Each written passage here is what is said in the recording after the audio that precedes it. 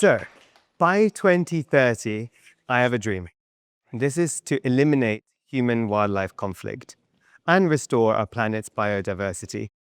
This may sound ambitious, but when we look at the reality today, it's clear we need action. 73% of monitored wildlife populations today have declined globally over the last 50 years. And these statistics aren't just a number, they're a stark reality of what's at stake. They represent a loss of ecosystems, culture, and future opportunities. Yet amidst these challenges, there is hope.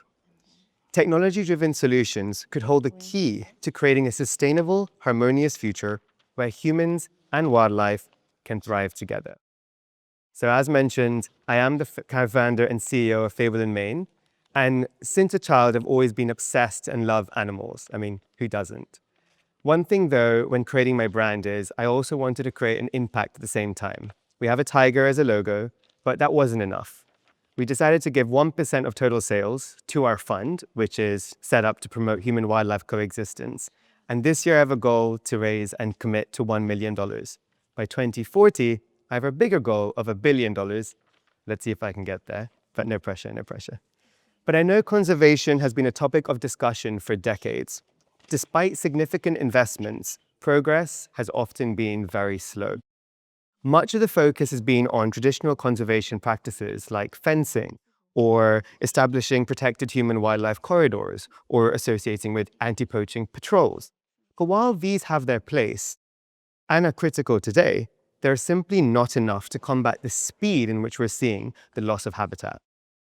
So one of the key examples I like to share is recently with my work I've done in Namibia, where I've been involved with cheetah conservation. Now, I've worked with numerous local initiatives, and one of the main outcomes for the investments that I can do is towards e-collars. Now, this is a popular solution designed to track and protect cheetahs in the wild that have been around for years. Unfortunately, these collars are expensive, they're inefficient, they're bulky, and invasive. And in my naivety, I was disappointed that today, this is the best we can do. And why was there no to little innovation happening in this conservation space? So it led me to a crucial realization. Technology, especially AI, has enormous potential, but has been largely underutilized in conservation efforts, and perhaps not even understood. Motivated by this realization, I dedicated much of my last year to exploring AI-driven solutions in the field of wildlife protection. And one innovation that caught my eye is Wildlife Insights, which is a platform developed in partnership with Google Cloud that uses AI to analyze and share camera trap data. Now, what is a wildlife camera trap? For those who don't know, it's a motion-activated camera that's used to monitor animals in their natural habitat. This is for research, conservation, and security, and this has been existing for years, and there's many camera traps around the world, especially in most national parks. The most common types include SD card cameras, where you have to go locally to retrieve the captured footage. There are cellular cameras that upload via GCM or 4G. There's Wi-Fi Bluetooth cameras that have short-range wireless transfers, and solar-powered models as well. But platforms like Wildlife Insights are backed by machine learning, turning this raw data into actionable insights. And that's what's been missing so far with these camera traps. So to help identify species better, detect biodiversity trends, and inform conservation decisions faster and more accurately, we need to start using this at a better way.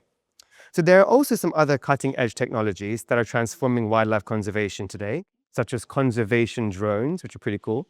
And these drones are used to monitor herds and even map out landscape in remote areas that humans can't access. There's also a tool called WildTrack.